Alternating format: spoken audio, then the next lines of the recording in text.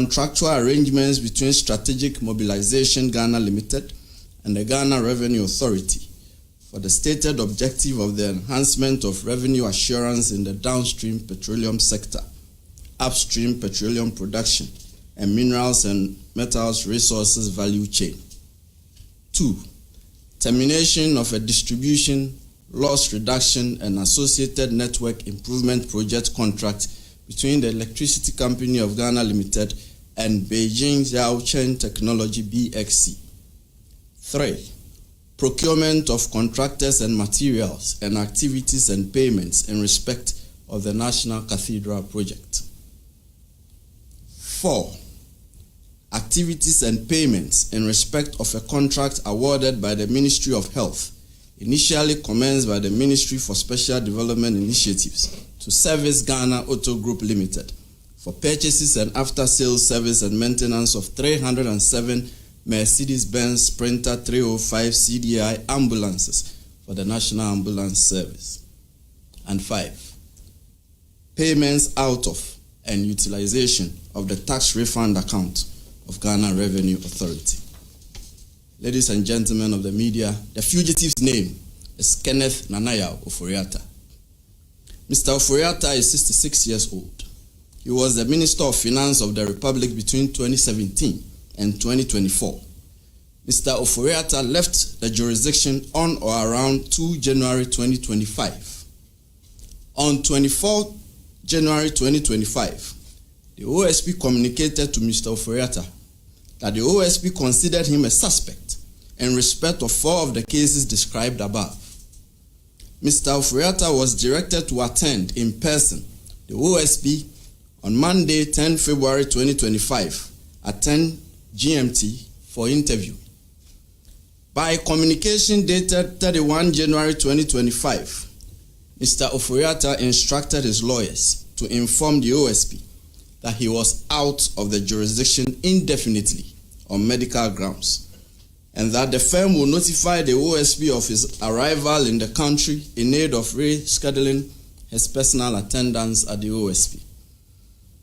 Further, the firm offered its willingness to provide the OSP with any information the OSP may require to aid in the investigation until his arrival in the country.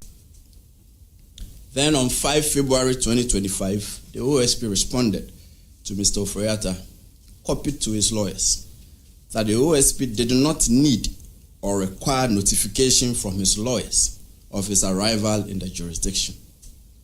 The OSP acknowledged Mr. Ofori-Atta's lawyer's gracious offer to provide the OSP with information in aid of the investigation.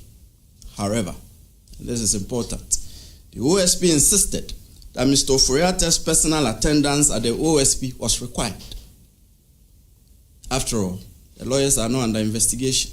I don't need lawyers to answer questions on your behalf when you are being investigated.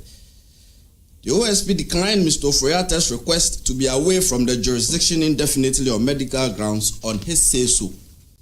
Consequently, the OSP directed Mr. Ofori-Atta to indicate by close of business on Monday, 10 February 2025, a reasonable date of his return to the jurisdiction and attendance at the OSP. The OSP warned Mr. Ofori-Atta that if he failed so to do, the OSP would take all necessary legal steps to secure his return to the jurisdiction and attendance at the OSP at our own choosing.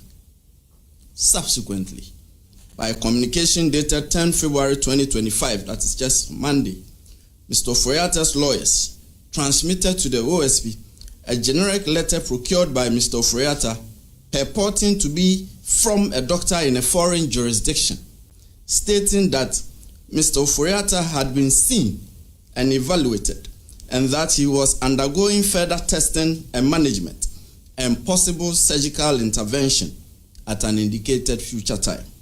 And further, that his medical condition necessitates that he will stay and follow up on his appointments.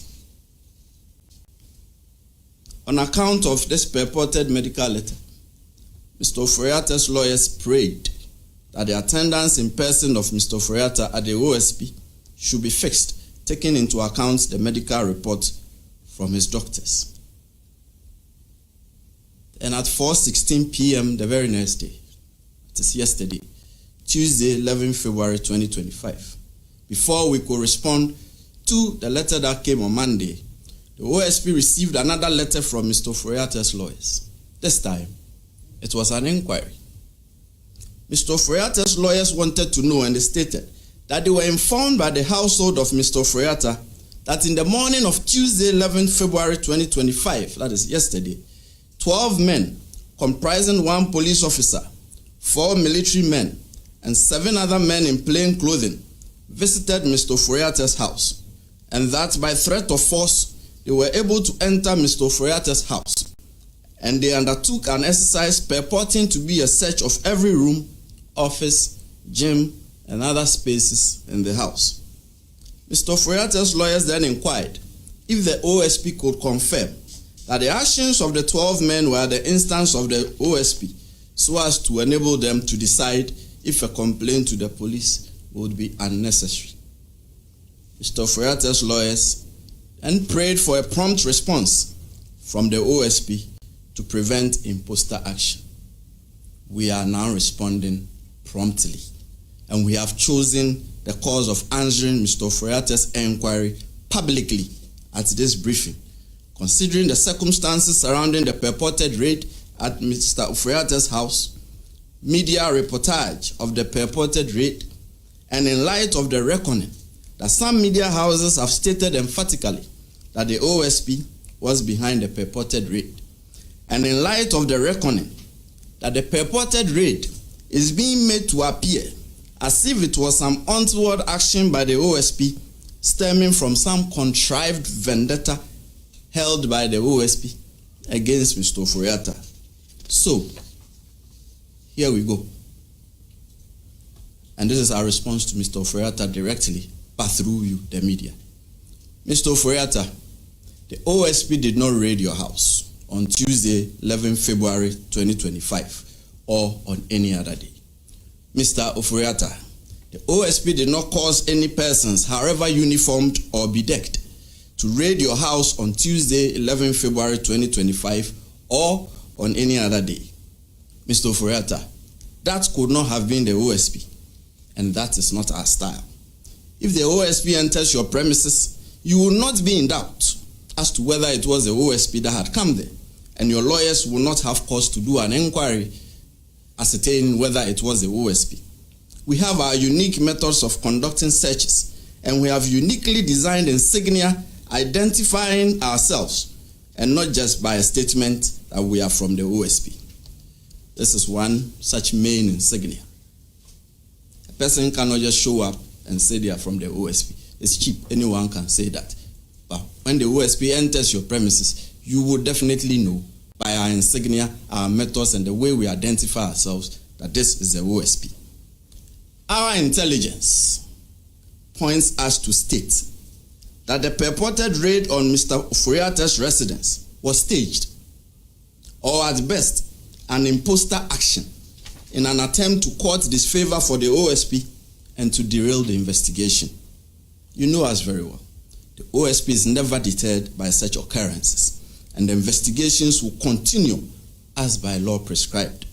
These occurrences and the OSP's intelligence, which will not be revealed at this time for fear of compromising the investigation, are very instructive as not to put premium on Mr. Ofori-Atta's alleged imminent peril should he travel back to the jurisdiction. In any case, the purported medical letter transmitted through his lawyers to the OSP did not state so or demonstrate so. The OSP is unconvinced that the purported medical letter transmitted by Mr. Ofori-Atta through his lawyers to the OSP represents a medical report